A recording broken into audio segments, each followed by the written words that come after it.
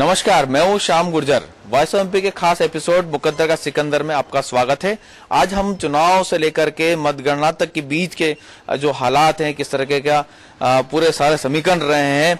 हमें पता है कि सबको हमारे वॉइस ऑफ एमपी के सर्वे का इंतजार था और वो इंतजार अब हम आपका खत्म करने जा रहे हैं। हमारे साथ पूरे इस चुनाव से लेकर मतगणना तक के बीच में जो हालात रहे हैं, किस तरह के नतीजे सामने आ सकते हैं, हमारा सर्वे क्या बोलता है, पूरे चीजों पे बात करने के लिए हमारे साथ मौजूद है वरिष्ठ पत्रकार मुस्तफा हुसैन। उनसे हम जानेंगे कि अभी चुनाव से लेकर के मतगणना तक के बीच में हम लोगों ने कई फेज देखे, हम लोगों ने कई जगह जाकर के सर्वे किया, हम मध्य प्रदेश नहीं राजस्थान में भी गए।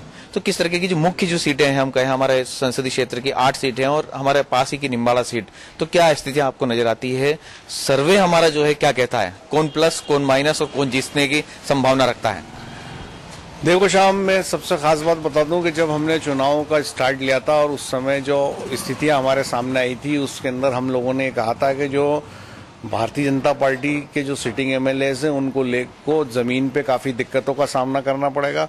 दूसरी खास बात हमने ये कही थी कि इस चुनाव में पहली बार ये देखने में आया है कि कांग्रेस और भारतीय जनता पार्टी दोनों ने ही जातिवादी कार्ड खेला है और ये दोनों ही दल जो है अपने टिकटों का पूरा मामला जो है जातिवाद पे फोकस्ड किए हुए हैं और जातिवाद को लेके ही सारा जो है कांग्रेस और भारतीय जनता पार्टी ने अपनी जमावट की है और दोनों ही बातें सही हुई। जो सिटिंग एमएलए चुनाव में मैदान में उतारे गए थे, उन लोगों को शुरुआती दौर में अपने कैंपेन में भारी परेशानी का सामना करना पड़ा और कहीं ना कहीं जो उम्मीदवार जातिवाद के आधार पर मैदान में उतारे गए थे, वो जमीन पे प्लस होते दिखाई दिए।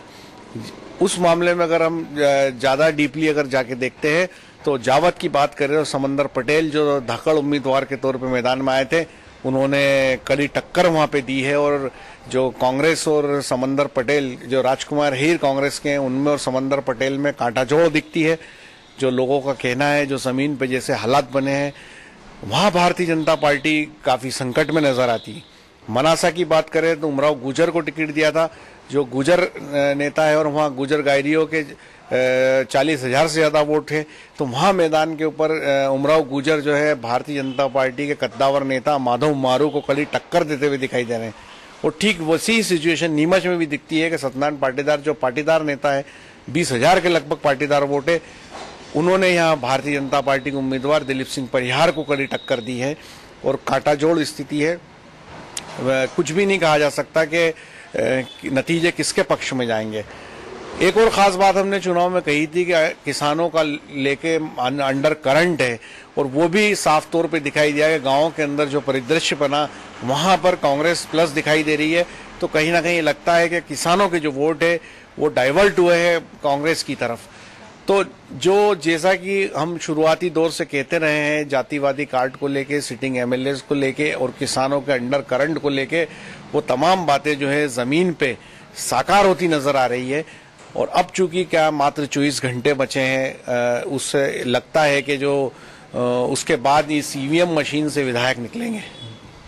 उससे आपने कहा कि बड़ी कांटाजोड़ टक्कर हमारे इस इलाके में नजर आती है, लेकिन फिर भी अगर अपन बात करें कि जो सर्वे में जो चीज हमारे साथ निकल के आई, तो ज्यादा प्लस कौन नजर आता है कि जीतने की संभावना जिसकी प्रबल बनती है इस इलाके के अंदर? देखिए शाम, नीमच की तीनों सीटों पे अगर बात करें तो जावद में जहां तक है, दोनों सीटों के ऊपर कांग्रेस से जुड़े समंदर पटेल और राजकुमार हीर में ही सीधा कांटा जोड़ है। और मनासा और अगर नीमच की बात करें तो यहाँ पर भी भारतीय जनता पार्टी और कांग्रेस में कड़ा मुकाबला है।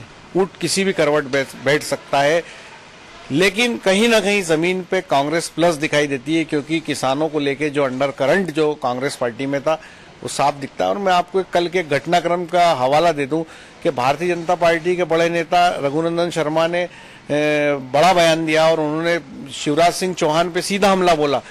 ये इस बात का प्रतीक है कि भारतीय जनता पार्टी में कहीं ना कहीं बगावत के सुर सुनाई पड़ने लगे हैं। कहीं ना कहीं पार्टी के नेताओं को ये दिखने लगा है कि जमीन पे वो उतनी मजबूत नहीं रही है, क्योंकि दिग्विजय सिंह का माफी चाहता हूँ, शिवराज सिंह का मध्य प्रदेश में एक छत्र राज रहा, 15 साल उन्होंने एक छत्र शासन किया और उन स्थितियों के अंदर भारतीय जनता पार्टी के अंदर और कोई नेता पनप नहीं पाया। उन्होंने जिसको जैसा चाहा वैसा स्थान दिया। कल रघुनंदन जी का जो बयान आया वो इस बात का साफ तौर पे संकेत है कि कहीं ना कहीं मध्य प्रदेश में शिवराज कमजोर होते दिखाई दे रहे, जिसके कारण पार्टी के बड़े नेता उन पे हमलावर हो गए। और रघु जी ने कल साफ तौर पे ये कहा कि यदि मध्य प्रदेश में भारतीय जनता पार्टी की सरकार नहीं बनती है तो इसका जो जिम्मेवारी है वो शिवराज सिंह को लेनी पड़ेगी। और वो कल मैं उनका इंटरव्यू सुन रहा था, वो जिस तरह से बोल रहे थे, वो शिवराज के इस पूरे मामले में बोल रहे थे। निश्चित बात है वे मध्य प्रदेश की भाजपा के अंदर काफी सीनियर लीडर है और शिवराज सिंह चौहान ने उनके सामने अपनी राजनीति शुरू की है, लेकिन वो आज की स्थिति में मध्य प्रदेश के मुख्यमंत्री है।